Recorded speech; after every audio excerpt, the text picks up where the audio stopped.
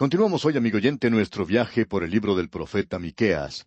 Y volvemos a este maravilloso capítulo 4, y vamos a comenzar nuestro estudio a partir del versículo 6.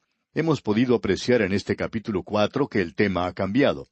Ha pasado de las tinieblas de la noche a la luz del día. Pasarán una o dos nubes bajo el sol en esta sección, pero en su mayor parte será tan brillante como la luz del mediodía. Aquí tenemos en realidad una gran profecía del reino milenario. Y el cuadro que se nos da aquí es del día cuando Dios hará que ellos regresen a la tierra prometida.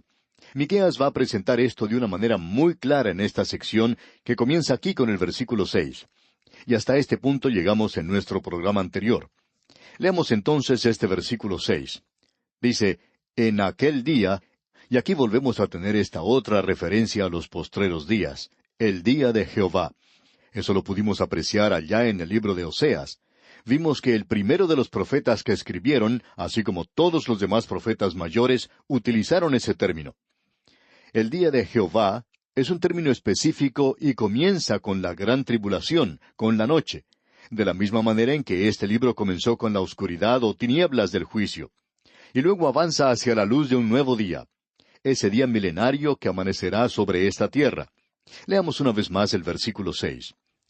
En aquel día, dice Jehová, juntaré la que cojea. Ahora, ¿quién es esa? ¿Quién es la que cojea? Bueno, es la nación de Israel. Y continúa en el mismo versículo 6, y recogeré la descarriada y a la que afligí. Parecería como si Dios tomara la responsabilidad, o digamos que Él se echa la culpa por lo que ha sucedido a la nación de Israel. Un pastor estaba conversando en una ocasión con un judío que había escapado de la persecución nazi. Este hombre había escapado de la muerte, aunque le había tocado estar en un campo de concentración. Y este hombre se había convertido en un ateo y se preguntaba, ¿dónde estaba nuestro Dios? Y también decía, ¿por qué no nos ayudó durante ese tiempo de dificultad? ¿Por qué no nos libró? Y el pastor le respondió, bueno, para decir verdad, creo que él estaba por allí.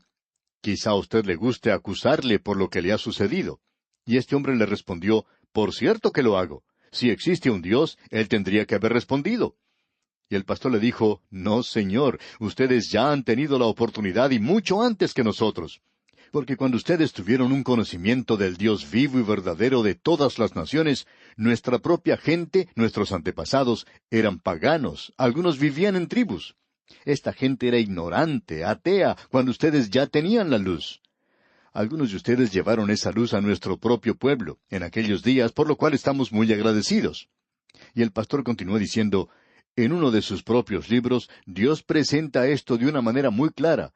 Y Él no solo presentó esto en un libro, sino que lo presentó de una manera muy clara con mucho énfasis, diciendo, yo he afligido a Israel. Usted puede acusar a Dios en ese sentido, pero si usted lo lee todo, descubrirá no solo que se le puede acusar a Él, sino que Él también dice, aún no he terminado con ustedes. Él tiene el propósito de juntarlos otra vez. Y para entonces ustedes ya habrán aprendido la lección. Aparentemente no la han aprendido todavía, que ustedes no pueden volver la espalda al Dios vivo y verdadero, especialmente con el conocimiento que ustedes tienen, sin ser castigados. Este es el universo de Dios, y ustedes tienen conocimiento de esto, pero ustedes rechazan ese conocimiento. Y por supuesto, esa es la posición y la condición en que muchas naciones se encuentran en el presente. Y eso es lo que nos alarma, la ignorancia de la palabra de Dios en el presente, y no solo la ignorancia, sino la indiferencia hacia la palabra de Dios, y también la burla y la liviandad con que se toma la palabra de Dios. A veces uno escucha que algún cómico sale diciendo, el diablo me hizo hacerlo. Y no es así. Eso ocurrió porque usted tiene una vieja naturaleza que es tan mala y tan alienada y tan alejada de Dios como puede estar. Así es que no le eche la culpa al diablo por la clase de persona que usted es. Es porque usted tiene esa vieja naturaleza. Esa es la razón. Y luego otros dicen, te voy a acusar ante Dios. Usted no podrá acusar a nadie ante Dios, amigo oyente. No es necesario que usted le diga nada a Dios en cuanto al pecado de otra persona. Él ya lo sabe. Él conoce su pecado hoy. No podemos tomar a Dios livianamente y rechazarle. Dios dice, yo os he afligido, y Dios toma la responsabilidad por esto, y Él no tiene por qué pedir perdón o tratar de explicarlo. Creemos que Él lo hizo, y esto debería ser una advertencia para nosotros en nuestras naciones. Luego Él dice aquí en el versículo 7 de este capítulo 4 de Miqueas, «Y pondré a la coja como remanente». Permítanos dedicar algo de tiempo a esta palabra remanente. Después de todo, a través de los largos años de la historia de la nación de Israel, esta nación nunca adoró un 100% a Dios. Tenemos nuestras dudas de que aún en el tiempo de mayor apogeo, que uno pudiera decir que un 100% de los miembros de esta nación se habían vuelto hacia Dios. Siempre había un remanente, siempre ha guardado un remanente. Fue en realidad un remanente el que entró a la tierra de los que habían salido de Egipto. Las generaciones que salieron de Egipto no entraron a la tierra prometida, sino que fueron sus hijos quienes lo hicieron. Siempre era ese remanente el que Dios salvaba. Aún ocurrió eso en los días de Elías. Elías era muy pesimista. Él dijo, «Y solo yo he quedado». Sin embargo, Dios tuvo que responderle, «Y yo haré que queden en Israel 7,000, cuyas rodillas no se doblaron ante Baal, y cuyas bocas no lo besaron». Estos estaban huyendo de Acab y Jezabel, tenemos que decir eso. Y Elías no sabía en cuanto a ellos. Y pensamos que dos cosas ocurren hoy. Pensamos que hoy hay muchos más creyentes de lo que nos imaginamos, porque creemos que aquellos, como estos 7,000, son personas que escuchan nuestro programa, pero nunca nos escriben. Alguien ha dicho que solamente 1 de cada 10,000 oyentes escribe una carta a un programa radial. Se nos ha dicho que quizá nuestro programa tenga un promedio un poco mejor que eso, pero no mucho más. 1 de cada 10,000. No sabemos nada en cuanto a ellos. Debemos decir eso. No recibimos ninguna comunicación de parte de ellos. Y Elías, en este sentido, tampoco había oído de esos 7,000. Ellos no le habían estado escribiendo para animarle a que se mantuviera firme por Dios. Pero Dios tenía un remanente. Él siempre ha tenido un remanente. Y había unos cuantos allí a la venida de Cristo. No debemos decir que la nación de Israel rechazó a Cristo porque no fue así. Había un pequeño remanente que sí le recibió. En el día de Pentecostés hubo una gran compañía que se volvió a Cristo. Pero siempre ha habido un remanente, y creemos que eso ocurre en la iglesia hoy. Ahora queremos ser más específicos. Nosotros hemos dicho que creemos que hay más creyentes hoy que los que uno piensa que hay. Por ejemplo, sabemos de varios que no son miembros de una iglesia, y se sienten resentidos en cuanto a la iglesia local. No se unen a ella, pero pensamos que son creyentes. Y pensamos que en una iglesia hoy solamente hay un remanente de la totalidad de los creyentes. Y creemos que nos sorprenderíamos si supiéramos cuán pocos son los miembros de las iglesias que son activos en los círculos cristianos, que son realmente creyentes genuinos. Y puede ser que nos encontremos en un período en el presente que va a traer la persecución, o como dijo el escritor de la Epístola a los Hebreos, porque el Señor al que ama disciplina y azota a todo el que recibe por hijo. Él va a disciplinarlo, lo va a probar. Ahora, si usted cree que tiene algún metal en usted y que eso es oro, entonces puede llevarlo a la oficina del que aquilata los metales. Amigo oyente, él va a aplicarle mucho calor para descubrir si usted verdaderamente tiene oro o no. Y Dios hace eso a aquellos que son suyos. Nosotros pensamos que de todos los miembros de las iglesias en el presente, hay muchos que son falsos, muchos que se han hecho pasar por santos en el presente. Estos no son genuinos de ninguna manera. Ellos no han nacido de nuevo, como vimos allá en la primera epístola del apóstol Juan. Allí se presenta una verdadera prueba. Uno puede hacerles la prueba del ácido para determinar si son o no son hijos de Dios.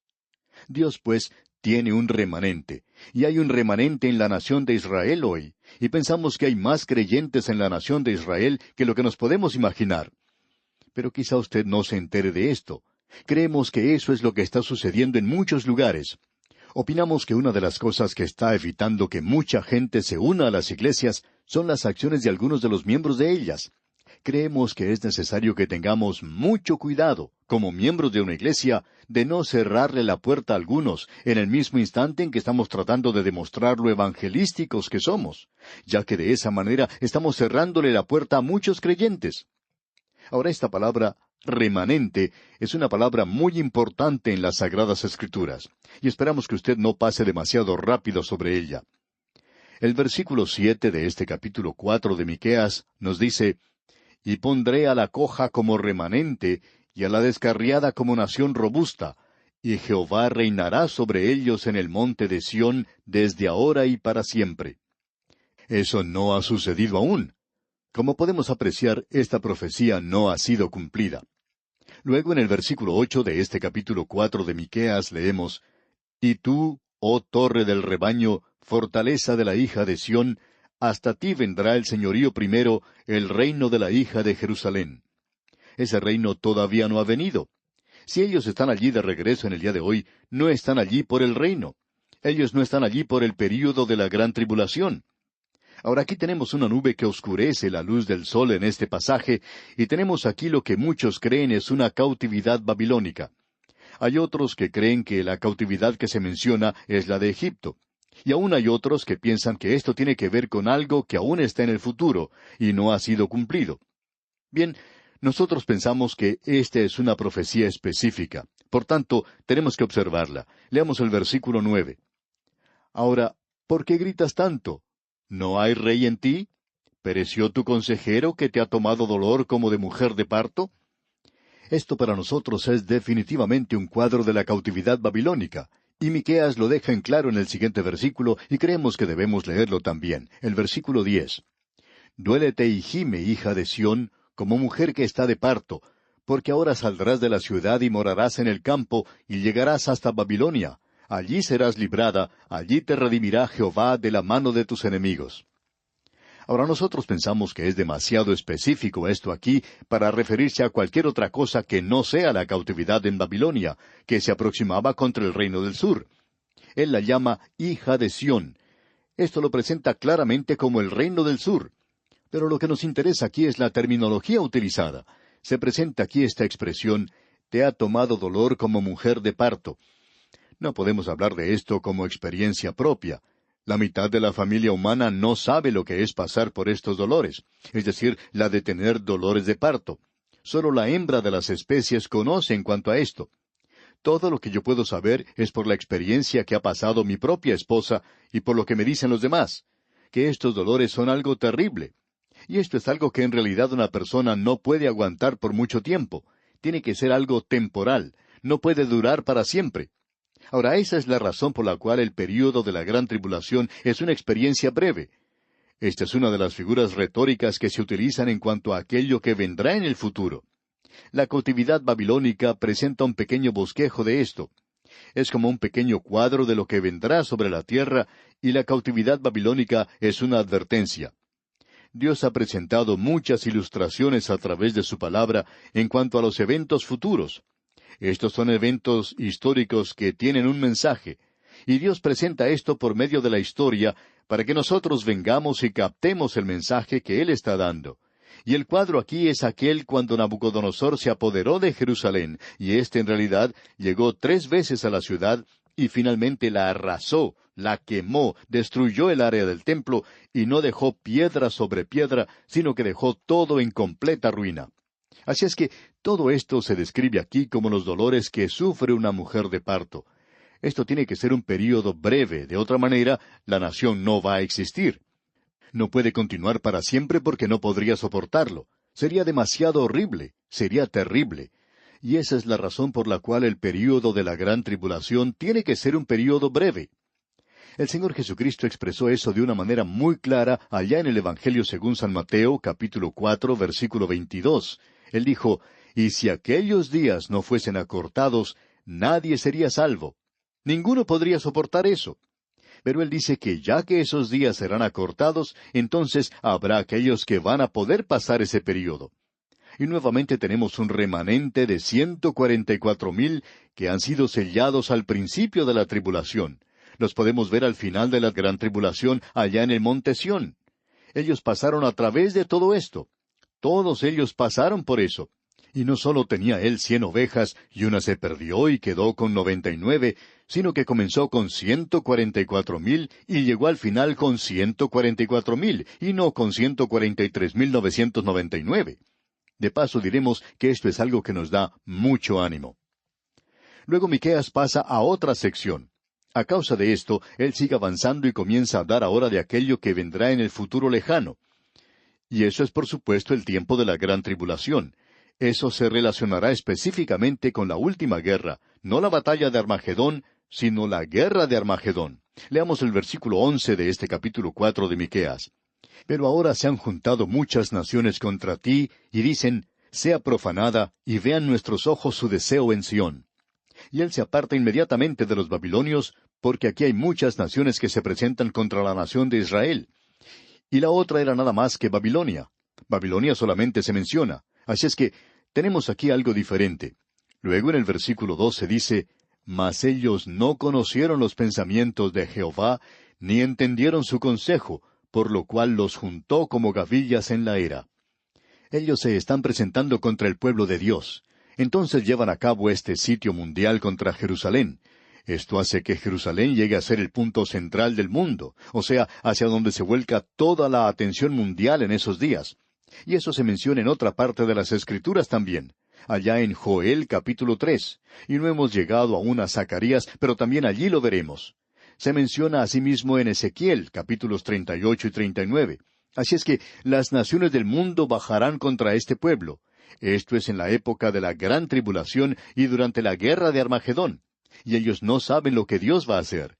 Ellos están avanzando ciegamente hacia el juicio, no dándose cuenta de esto. Ahora el versículo 13 dice, el versículo final de este capítulo 4 de Miqueas, dice, Levántate y trilla, hija de Sión, porque haré tu cuerno como de hierro, y tus uñas de bronce, y desmenuzarás a muchos pueblos, y consagrarás a Jehová su botín, y sus riquezas al Señor de toda la tierra. Y esto hará que esa guerra de los 6 días parezca realmente nada. Después de todo, ellos no salieron muy bien parados en la última. Pero en aquel día Dios les capacitará para que se defiendan por sí mismos. Hoy son una nación débil, dependen absolutamente de otras naciones. Pero en aquel día van a depender del mismo Señor. Y usted recuerda lo que dijo el profeta.